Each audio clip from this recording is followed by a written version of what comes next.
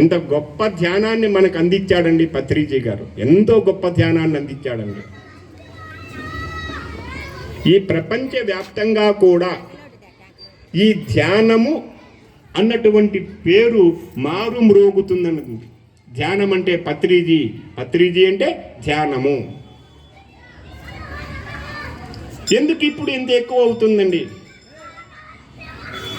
అసలు ధ్యానము ఎందుకు చెయ్యాలి? మీ అందరికి కూడా డౌట్ రాదు. కొంతమంది ఉన్నారండి, ధ్యానం ఎందుకు చేయాలా, ఏంది వాళ్ళకి పని లేకుండా పాట లేకుండా కళ్ళు మూసుకొని కూర్చుంటే రోగాలు పోతాయంట అని అంటున్నారండి. పోయాయా లేదా? రోగాన్ని పోగొట్టుకున్నటువంటి కొన్ని లక్షల మందిని నేను చూపిస్తాను. తలనొప్పి నుంచి క్యాన్సర్ వరకు పోగొట్టుకున్న వాళ్ళని నేను చూపిస్తాను. పోతాయంట ధ్యానం చేస్తే అంటారు, కానీ చేద్దామని వాళ్ళ ఆలోచన లేదండి. ఎందుకు లేదు? ఇంతకుముందే మనం చెప్పుకున్నాం, వివేకము లేని వాడికి శాస్త్రం బరువు అనుకున్నాం మనం. ఇంతకుముందే అనుకున్నాం మనం. పోతాయంట అంటారు, కానీ చేస్తే కదా పోయేది నేను తెలిసేది. చేసే ధైర్యం వాళ్ళకు లేదు, చేసే ఇష్టం వాళ్ళకు లేదు. ఎలా పోతాయి? అసలు ఎందుకు చెయ్యాలి? మొట్టమొదటిదండి క్వశ్చన్ అందరికీ పుడుతుందండి. కృతయుగము నుంచి వచ్చిందండి ఇది. ఈ ధ్యానం అనేది కృతయుగంలోనే ఉందండి. కృతయుగంలో ధ్యానం చేసిన తపస్సు చేసిన వాళ్ళు లేరా? లేనండి. కృతయుగంలో తపస్సు చేసి ఉండేవాళ్ళు హిరణ్యకశిపుడు, హిరణ్యాక్షుడు, మృత్యు సోమకుడు, రాక్షసులు ఎవరైనా తీసుకోండి మీరు. ఎంత కఠినంగా ధ్యానం చేశారండి వాళ్ళు, తపస్సు చేశారు. ఏ విధంగా చేశారు వాళ్ళు? వాళ్ళు నిష్కాములై ధ్యానము చేయాలండి. కామ్య కర్మలతో ధ్యానం చేశారండి వాళ్ళు. నాకు అది కావాలి, ఇది కావాలి అని చెప్పి ధ్యానం చేశారండి. చేశారు, సాధించారండి వాళ్ళు. మునులు కూడా ధ్యానం చేశారండి. కానీ నిష్కాములై మునులు ధ్యానం చేశారు, వాళ్ళు జన్మరాహిత్యం పొందారు. ఉదాహరణకు ఒకటి తీసుకోండి, జయ విజయులు 3 జన్మలు తీసుకున్నారండి. అప్పుడు కూడా వాళ్ళు కామ్య కర్మలే చేశారు, కానీ నిష్కామ కర్మలు మాత్రం చేయలేదండి వాడు. అప్పుడు కూడా కామ్య కర్మలే చేసి ఉంటే వారికి ఒక్కటో జన్మలోనే వాళ్ళు మళ్ళీ అక్కడ పోయి జయ విజయులుగా నిలబడతారండి. వాళ్ళు ఆ రోజే కోరుకున్నారు, 3 జన్మలు చాలే మాకు 3 జన్మలన్నా ఉండకపోతే ఎట్లా, రాక్షసుడుగా ఉన్న వాళ్ళం మనము అని వాళ్ళు అప్పుడు అనుకొని ఉంటారు. వాళ్ళు అప్పుడు వాళ్ళు ఏ విధంగా చేశారో, రాక్షసుడు యుద్ధాల కోసం చేశారండి తపస్సు. అప్పుడు ఎవరికి జరిగాయండి యుద్ధాలు? ఎక్కడ జరిగాయండి యుద్ధాలు? ఎవరెవరికి జరిగాయి యుద్ధాలు? ఇది కొంచెం ఆలోచన చేయాలి మనము కూడా. అప్పుడు జరిగిన యుద్ధాలన్నీ కూడా లోకాలకు జరిగాయి. అప్పుడు ఇవి లేవు, రాజ్యాలు లేవు, దేశాలు లేవు, ఇవి లేవు. అప్పుడు ఉన్నదంతా కూడా లోకాలే ఉండేది. 3 మనకు 7 లోకాలు, 7 14 లోకాలు ఉన్నాయండి. కానీ మనం ముఖ్యంగా 3 లోకాలు చెప్పుకోవచ్చు: దేవలోకము, రాక్షసలోకము, మానవలోకము. అప్పుడు దేవలోకానికి, రాక్షసలోకానికి యుద్ధాలు జరిగాయి లేదా?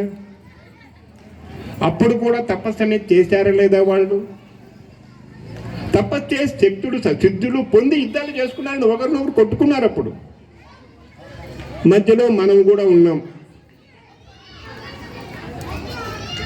ఎప్పుడు ఇది? కృతయుగము నాటి మాట. త్రేతాయుగములోకి వచ్చామండి. యుగ మార్పిడి చూడండి ఎలా వస్తున్నదో. త్రేతాయుగములోకి వచ్చామండి. త్రేతాయుగములో కూడా రావణుడు తపస్సు చేశాడండి. భీకరమైన తపస్సు చేశాడండి. రాముడు చేశాడండి తపస్సు. రాముడు కూడా ధ్యానంలోనే ఉన్నాడండి. రాముడు కూడా తపస్సు చేస్తే గుణాతీతుడయ్యాడు రాముడు. కానీ రావణుడు గుణాతీతుడు కాలేదు, గుణములకు లోనయ్యాడు. అప్పుడు యుద్ధాలు జరిగాయండి. ఎవరికి జరిగాయి? ఇక్కడ లోకాలు లేవు. ఇప్పుడు లోకాలు వెళ్ళిపోయినాయి. ఎప్పుడే ఇంకా దేశాలు ఏర్పడ్డాయి. భారతదేశానికి, లంకా రాజ్యానికి, అంటే అయోధ్య రాజ్యానికి, లంకా రాజ్యానికి యుద్ధం పడిందండి. బాగా గమనించండి ఇది. అక్కడి నుంచి ద్వాపర యుగంలోకి ఎంటర్ అయ్యామండి. ద్వాపర యుగంలో కూడా యుద్ధాలు జరిగాయండి. ద్వాపర యుగంలో కూడా తపస్సు చేశారండి, ధ్యానం చేశారండి. అర్జునుడు ఘోరమైన తపస్సు చేసి పాశుపతాస్త్రాన్ని పొందాడండి. ఏం కర్ణుడు చేయలేదా తపస్సు? దుర్యోధనుడు చేయలేదా? ద్రోణుడు చేయలేదా? భీష్ముడు చేయలేదా? అందరూ చేశారు తపస్సులప్పుడు. కానీ అప్పుడు యుద్ధాలు జరిగాయండి. అప్పుడు ఎవరికి జరిగాయండి యుద్ధాలు? ద్వాపర యుగంలో. ఏమండి వాళ్ళెవరు? కౌరవులు, పాండవులు, అన్నదమ్ములు. అన్నదమ్ములకు జరిగిందా? అన్నదమ్ములు ఎవరు? ధృతరాష్ట్రుడు, పాండురాజు, విదురుడు. వాళ్ళు ఏమన్నా కొట్టుకున్నారా? చెప్పండి. లేదండి. ఇక్కడికి వచ్చే వాళ్ళకు అన్నదమ్ముల బిడ్డలకు యుద్ధం జరిగిందండి. ఇది బాగా గమనించాలి మీరు. ఊరికైనా కౌరవులు, పాండవులు ఎవరంటే అన్నదమ్ములు, కానీ అన్నదమ్ములకు జరగలేదండి. అన్నదమ్ముల బిడ్డలు యుద్ధం చేశారండి. అదే అయిపోయిందండి. ఇప్పుడు కలియుగంలోకి వచ్చామండి మనం. అవునా కదా? కలియుగమే కదా ఇది. ఇంకా ఈ కలియుగంలో యుద్ధాలు జరుగుతున్నాయి. ఏడైనా జరుగుతున్నాయండి? ఏడన్నా చూశారు యుద్ధాలు? అది ఇంట్లో ఎవరి ఇంట్లో అయినా చూడు యుద్ధాలండి. భార్య భర్తకు, తల్లి కొడుక్కు, అమ్మ నాన్నకు, ఇట్లా అందరిలో జరుగుతున్నాయి కదండి. ఎందుకు జరుగుతున్నాయి? ఎందుకు జరుగుతున్నాయి యుద్ధాలు ఇళ్ళలో? ఏమండి? స్వార్థం ఎక్కువ కాలేదండి. తపస్సు చేయలేదండి, మనము ధ్యానం చేయలేదండి. ధ్యానము చెయ్యలేదు కాబట్టే యుద్ధాలు జరుగుతున్నాయండి. కానీ మనకు మంచి మార్గం ఏర్పాటు చేశాడు. వద్దండి ధ్యానం చేసే వాళ్ళని ఎవరింట్లోనూ కొట్టుకుంటున్నాను చూడండి. ఫస్ట్లో మాత్రం కొట్టుకుంటారండి. మొట్టమొదటి కొట్టుకుంటారు. ఎందుకు కొట్టుకుంటారంటే వీడికి ఏం పనిలే, వీడు ఎప్పుడు పోతాంటాడప్ప ధ్యానానికి అని చెప్పి ఇంట్లో కొట్టుకోవచ్చు. కానీ ఇల్లంతా కూడా ధ్యానమయమైతే ఏ విధమైనటువంటి ఇది ఉండదండి అక్కడ. అందుకే ఇప్పుడు మనం ధ్యానము ఎందుకు చెయ్యాలి అంటే ఈ కుటుంబములో ఉన్నటువంటి కలహాలు పోవడానికి, మనలో ఉన్నటువంటి అలజడులు తగ్గడానికి. ఎందుకు కొట్టుకుంటున్నాం మనం?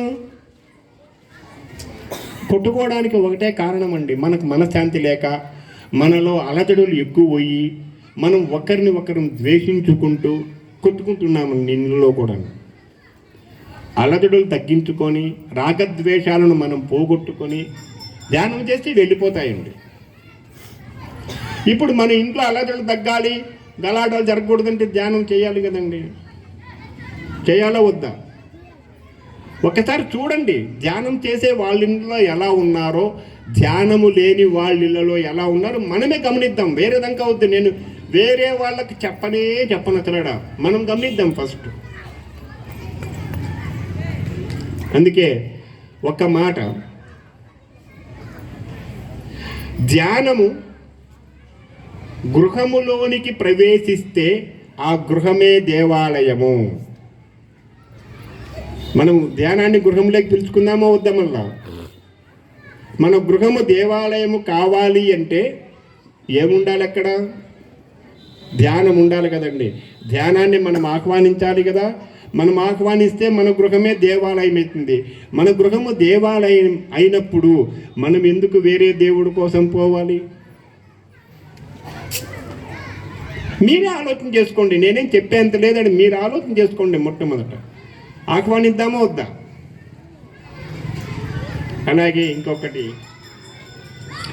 సమయం మనకు ఎక్కువగా లేదు ఈరోజు, ఆఖరిది.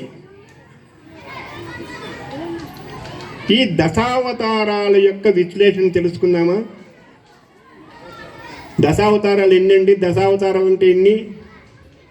10. ఏమిటి ఈ విశేషం?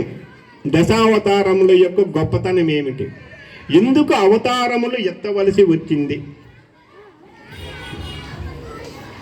నిన్న సార్ ఒకటి గొప్ప విషయం చెప్పేళ్ళాడు మనకి, ఏఎస్పీ గారు చాలా గొప్ప విషయం చెప్పారు.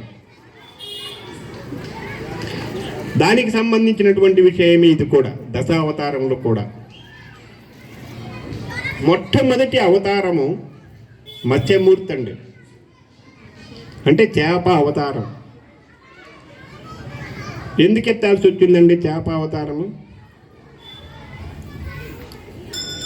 మృత్యు సోమకుడు అన్న రాక్షసుడు బ్రహ్మదేవుడు దగ్గర నుంచి వేదాలు తస్కరించాడండి, దొంగలించి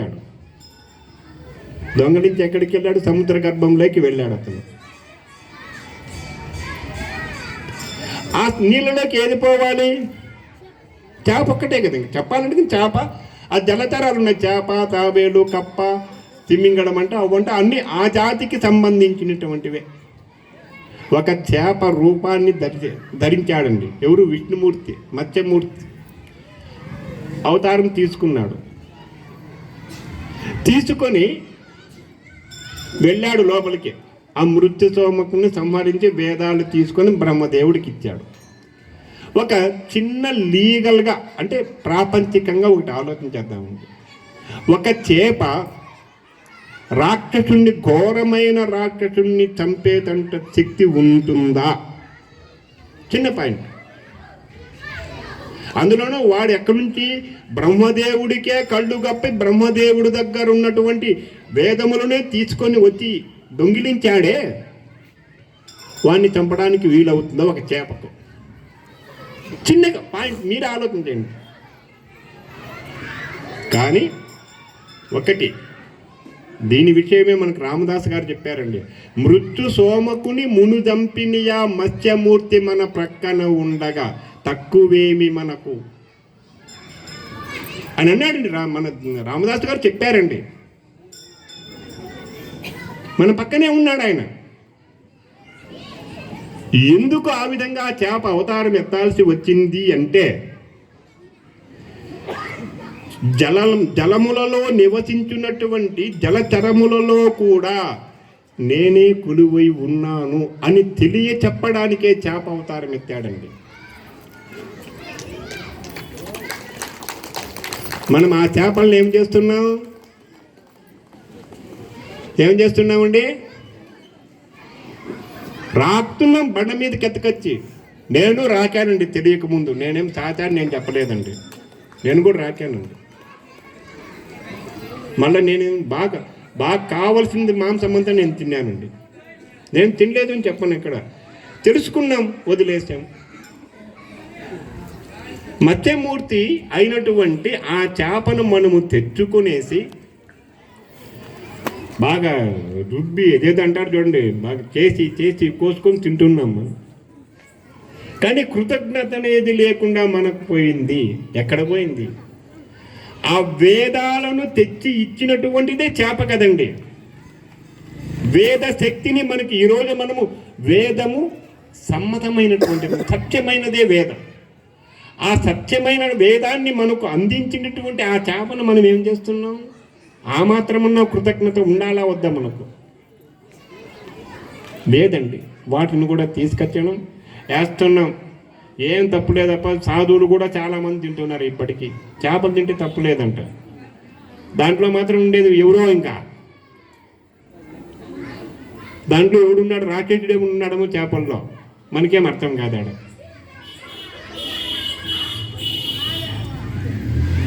తర్వాత రెండవదండి, ఇది జలచరం అయిపోయిందండి ఇప్పటికే. రెండవది కూర్మము.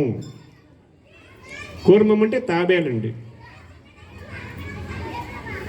మందరగిరిని మోసిందంటే తాబేలు. అది మేరు పర్వతం. మందరగిరి అంటే ఆ పర్వతాన్ని మించినటువంటి పర్వతం ఈ ప్రపంచంలో లేదు. తాబేలు ఎంత ఉండాలి ఇంకా మోయాలి అంటే? సముద్రమంతా ఎంత ఉందో అంత తాబేలు ఉన్నా కూడా మోసే కాదండి. అంతకన్నా పెద్ద, సముద్రం కన్నా పెద్దది ఈ మేరు పర్వతం. కానీ మందరగిరిని మోసాడు అని చెప్తున్నారు. ఎందుకొరకు మోసాడు? సురుల కొరకు మందరగిరి మోసిన కూర్మవతారుని కృప మనకుండగా తక్కువేమి మనకు అన్నారండి రామదాస్ గారు. దేవతల కోసము మందరగిరిని మోసాడు. ఎందుకు? అమృతం కోసం మోసాడు అని చెప్తున్నారండి. కానీ సాధ్యమవుతుందా? ఒక తాబేలు మేరు పర్వతాన్ని మోయడానికి సాధ్యమవుతుందా? మనం ఇక్కడ ప్రాపంచికంగా ఆలోచించండి, సాధ్యం కాదండి. కానీ మనమేం చేసాం, ఆ తాబేలును కూడా మనం వదలలేదండి.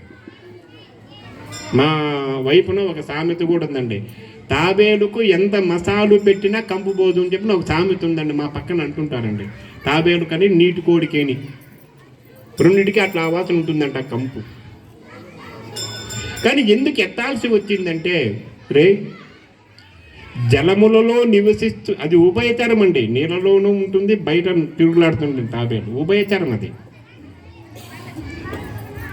ఇక్కడ ఉభయచరమైనటువంటి నేను నీళ్ళలో తిరుగుతున్న దానిలోనూ బయట తిరుగుతున్నటువంటి దాంట్లో కూడా నేనే కొలువై ఉన్నానురా. ఒక్కసారి గుర్తు తెచ్చుకోండి మీరు. అంటే మనం వెళ్ళలేదండి, ఆ తాబేలను కూడా తీసుకొచ్చుకొస్తున్నాం, కోసుకుంటున్నారు. ఇంకా మూడవది వరాహము. ఈ ప్రపంచములో ఏ జంతువునైనా మనము చేదరించుకునే మొట్టమొదటి జంతువు వరాహం అండి. దాన్ని మనము అన్నట్లుగా ఎవరినమండి. ఆ వరాహావతారంలో ఆయన వచ్చాడండి, మనకు వరాహమూర్తిగా ఉన్నాడండి. వరాహావతారం మనకి ఎక్కడ కనపడుతుంది? వరాహమూర్తి ఎక్కడ కనపడతాడండి? మామూలుగాను తిరుపతికి వెళ్తే మొట్టమొదట వరాహ స్వామికే మనం పూజ చేయాలి, అక్కడేం పూజ చేస్తున్నాం. కానీ ఈ వరాహమూర్తి ఈ పందిలో మామూలుగా ఈడేవిడే పందినా కొడుకుని కూడా తిడుతుంటామండి మనము, అంత నీతంగా చూస్తామండి ఆ వరాకాన్ని మనం. కానీ అందులో ఉండేది ఎవరు? విష్ణుమూర్తే కదా, ఆ పరమాత్ముని యొక్క అంశే కదా, మనలో ఉన్నటువంటి అంశే కదా. పరమాత్మను దొద్దులండి, మనలో ఉండే అంశే కదా అక్కడ ఉండేది. దాన్నే వదులుతున్నామా? చెప్పండి, మీరే మనస్ఫూర్తిగా చెప్పండి. మనము చేదరిస్తుకున్నటువంటి ఆ జంతువును కూడా మనం వదలలేదండి.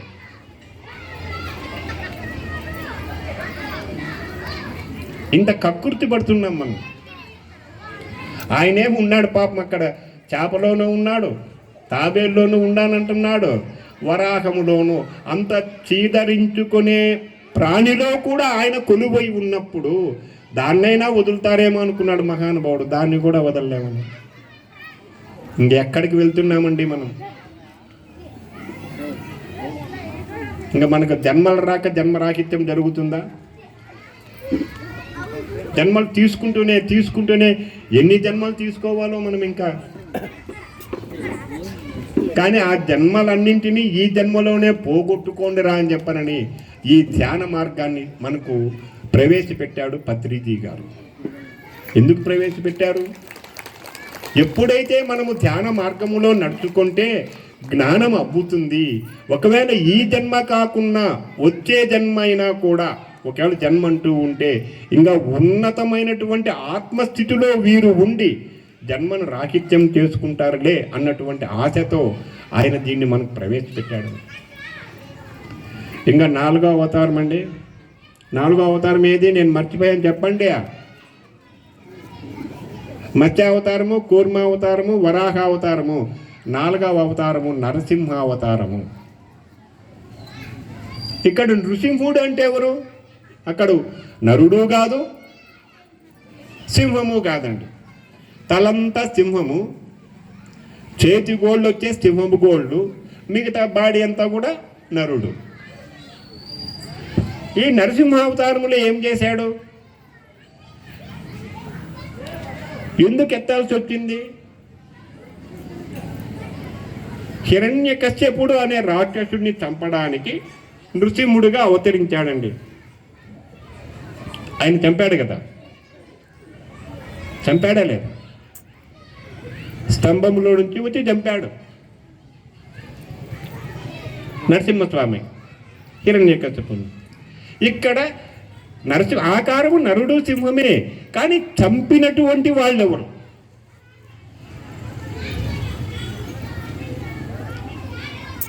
నరసింహస్వామి చేతు గోళ్ళు సింహపు గోళ్ళు, తల సింహము తల. ఆ గోళ్ళుతో శరీరాన్ని చీల్చి పేగులు మెడన వేసుకొని, అంటే సింహం తలకి వేసుకొనేసి ఆ సింహం తలతో రక్తం తాగాడండి. ఇక్కడ పళ్ళకే తగిలించుకుంటారు అతను. మన సినిమాల్లో చూసాం, డైరెక్ట్గా చూడలేదు అనుకోండి.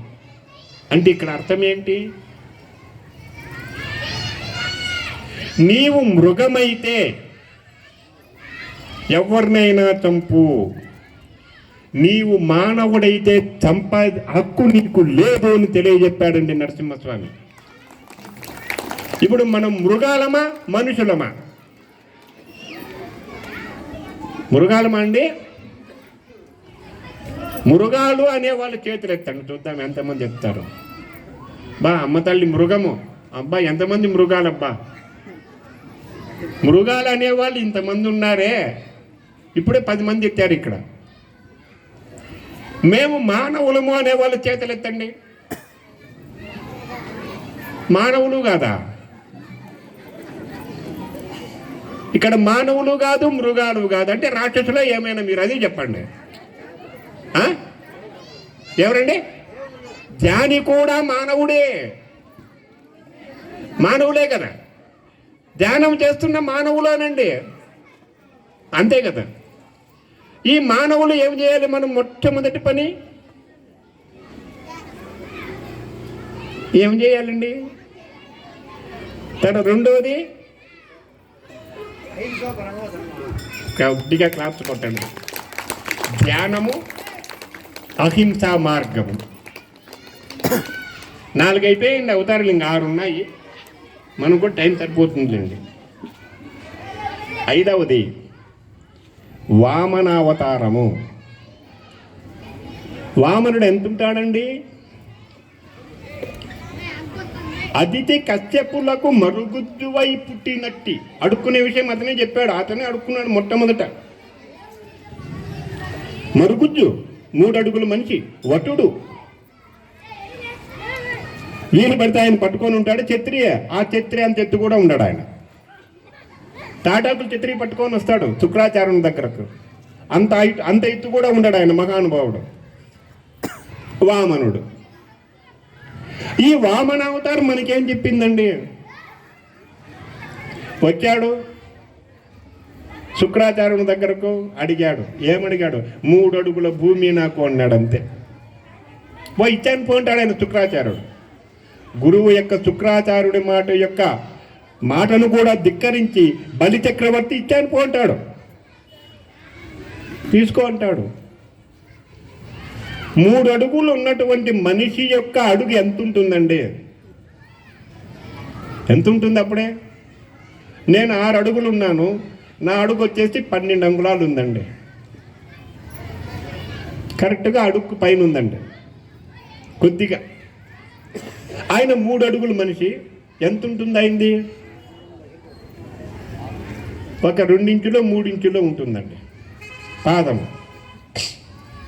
ఒకవేళ అర్ధ అడుగు అనుకుందాం అనుకోండి, 6 ఇంచులు అనుకుందాం అనుకోండి. అర్ధడుగు ఉన్నటువంటి దానితో ఒక్కడికి ఎక్కడ పెట్టాడు? భూమిని కప్పేశాడట. 2 అడుగు ఆకాశాన్ని కప్పేశాడట. 3 అడుగు ఎక్కడ పెట్టాలి స్వామి? ఎక్కడ పెట్టాలయా బలి చక్రవర్తి? నా నెత్తిని పెట్టు అన్నాడంట. ఈ 3 అడుగులు ఎందుకు మనకు చూపించాడు?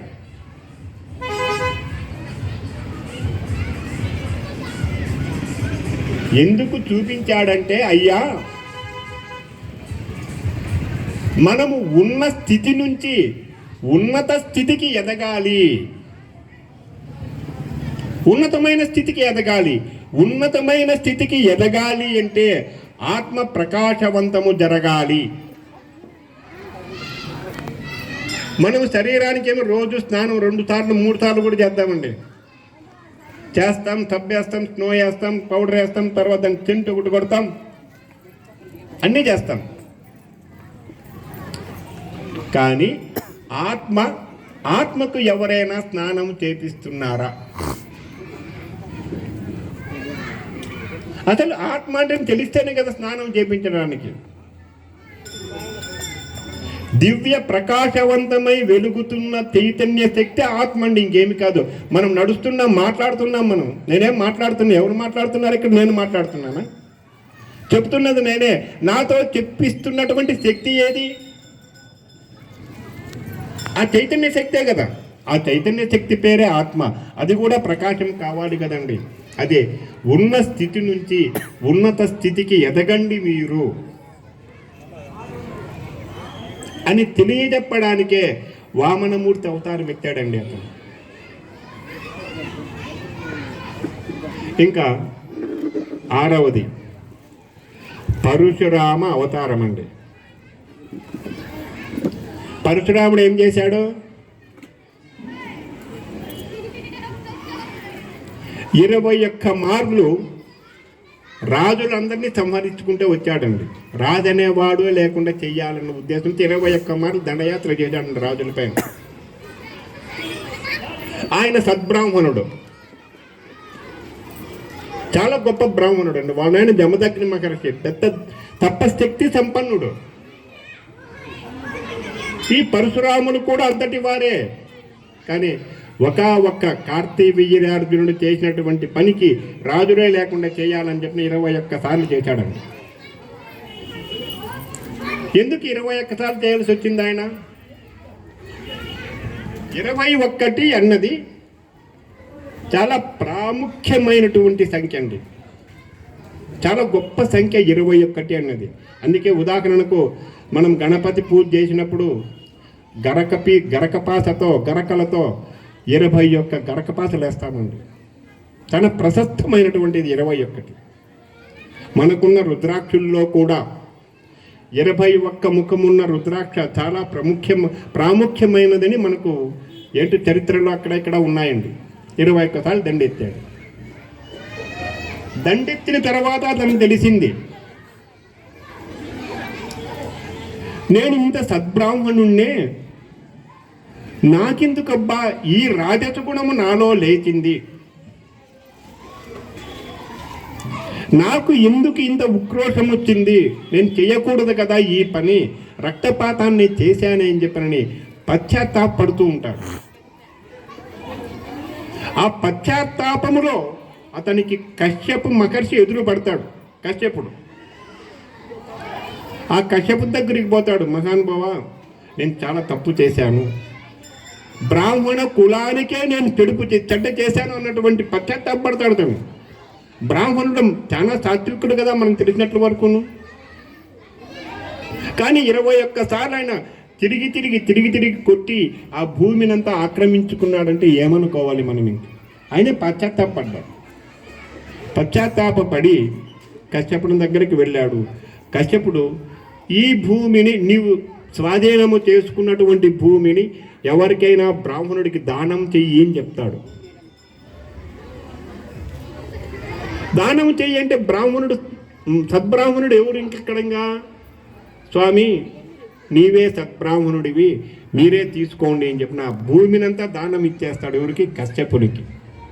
అందుకే ఈ భూమాతకు ధరణి, వసుంధర, పుడమి, భూమి అనే తట్టుగానే కశ్యపి అన్నటువంటి పేరు కూడా వచ్చింది. భూమిని కశ్యపి అని కూడా అంటాం మనం. కశ్యపి అన్న భూమే. ఇచ్చినాక ఆయన ఎక్కడికి వెళ్ళాలి?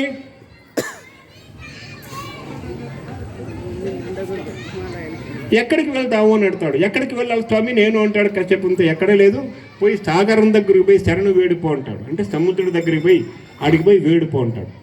సముద్రుడి దగ్గరికి వస్తాడు. వచ్చి శరణు వేడతాడు పరశురాముడు. సముద్రుడు ప్రసన్నుడవుతాడు.